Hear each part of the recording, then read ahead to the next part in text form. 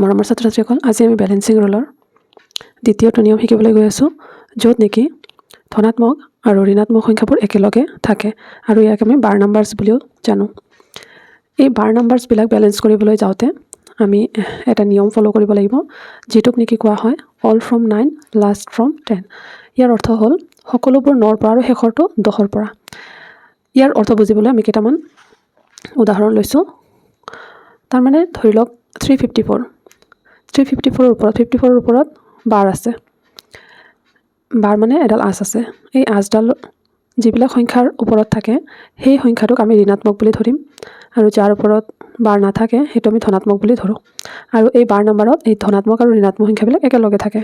এতিয়া এই এনেকুৱা ধৰণৰ সংখ্যাবিলাক বেলেন্স কৰিব যাওঁতে আমি কি কৰিম, লাষ্টৰ যিটো অংক আছে সেইটো আমি 10ৰ পৰা বিয়োগ কৰিম, আৰু তাৰ আগৰ যিমান সংখ্যা বা অংক পাম সেইবিলাক আমি গোটেইবোৰ 9ৰ পৰা বিয়োগ কৰিব লাগিব। সেয়েহে নিয়মটোক কোৱা হৈছে সকলোবোৰ 9ৰ পৰা আৰু শেষৰটো 10ৰ পৰা। গতিকে আমি 354ৰ ক্ষেত্ৰত 10ৰ পৰা 4টো বিয়োগ কৰিলে আমি পাওঁ 6, 9ৰ পৰা 5 গ'লে 4 পাওঁ। ইয়াত আমি এটা কথা লক্ষ্য ৰাখিম, এই বাৰ নম্বৰৰ আগৰ যিটো ডিজিট পাম বা অংক পাম সেই ডিজিটটো 1 কমাই লিখিব লাগিব। ধৰি লওক ইয়াতে 3 আছে, তেতিয়া আমি 3ৰ আগৰ সংখ্যাটো বা 1 কম সংখ্যাটো যিটো নেকি 2 সেইটো লিখিব লাগিব। গতিকে আমাৰ বেলেন্স কৰাৰ পিছত আমি কি পাম 246। ঠিক তেনেকৈ আৰু এটা উদাহৰণ, ইয়াতে 241ৰ ওপৰত বাৰ আছে আৰু 6ৰ ওপৰত বাৰ নাই। গতিকে লাষ্ট অংক যিটো আছে 1, এই 1ক আমি 10ৰ পৰা বিয়োগ কৰিব লাগিব। গতিকে 10ৰ পৰা 1 গ'লে 9 হ'ব, আৰু 9ৰ পৰা 4 গ'লে 5, 9ৰ পৰা 2 গ'লে 7, আৰু 6টো 1 ডিজিট কম হৈ যাব, যেনেকৈ 6ৰ সলনি আমি 5 লিখিব লাগিব, আৰু 2 থাকিব। ঠিক তেনেকৈ ইয়াতে এইটো অলপ বেলেগ ধৰণৰ, লাষ্টত যেতিয়া আমাৰ 0 থাকিব তেতিয়া কি হ'ব, লাষ্টত যদি 0 থাকে 0টো আমি নমাই আনিম, আৰু 0ৰ আগত যিটো অংক থাকিব সেইটোক আমি লাষ্ট ডিজিট বুলি ধৰিব লাগিব, আৰু সেই অংকটোক আমি 10ৰ পৰা বিয়োগ কৰিব লাগিব। তেতিয়া 10ৰ পৰা 9 গ'লে 1, 9ৰ পৰা 4 গ'লে 5, আৰু তাৰ আগৰ অংক যিটো আছে 5 সেইটোক আমি 1 কমাই লিখিব লাগিব, যেনে 4। এতিয়া কেইটামান উদাহৰণ আৰু আছে, সেইকেইটা আমি কৰি চাম। এতিয়া ধৰি লোৱা দুটা উদাহৰণ আছে, এই দুটা উদাহৰণ আমি চেক কৰি লওঁ এবাৰ। এতিয়া 3053, এই সংখ্যাটোৰ 53ৰ ওপৰত বাৰ আছে। গতিকে আমি লাষ্ট যিটো ডিজিট আছে, লাষ্ট যিটো অংক আছে সেইটো আমি 10ৰ পৰা বিয়োগ কৰিম, আৰু তাৰ আগৰ অংক 5ক আমি 9ৰ পৰা বিয়োগ কৰিম।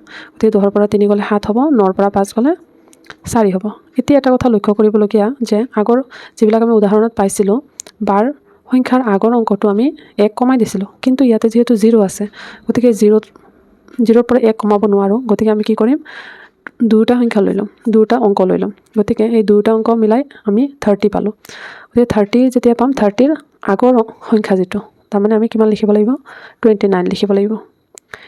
ইয়াক আমি এনেকৈও চাব পাৰোঁ যে আমি ইয়াক যদি 10 বুলি ধৰোঁ তেতিয়াহ'লে 9 হ'ব, আৰু ইয়াৰ আগৰ এটা অংক 2 কমি যাব। গতিকে যেনেকৈ আপোনালোকে সুবিধা হয় তেনেকৈ মনত ৰাখিব। আৰু যদি আমি দুয়োটা একেলগে ধৰোঁ তেতিয়া 30ৰ আগৰ সংখ্যা যিটো 29 সেইটো আমি লিখিব লাগিব।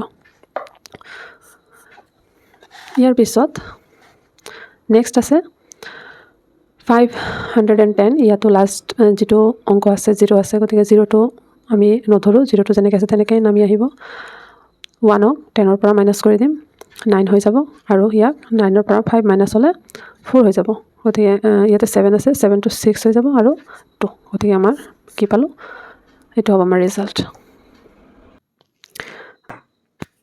মোৰ ছাত্ৰ-ছাত্ৰীসকল, তোমালোকক 4টা হোমৱৰ্ক দিয়া হৈছে। এই 4টা হোমৱৰ্কৰ উত্তৰ মই তোমালোকক নেক্সট ভিডিঅ'ত জনাম।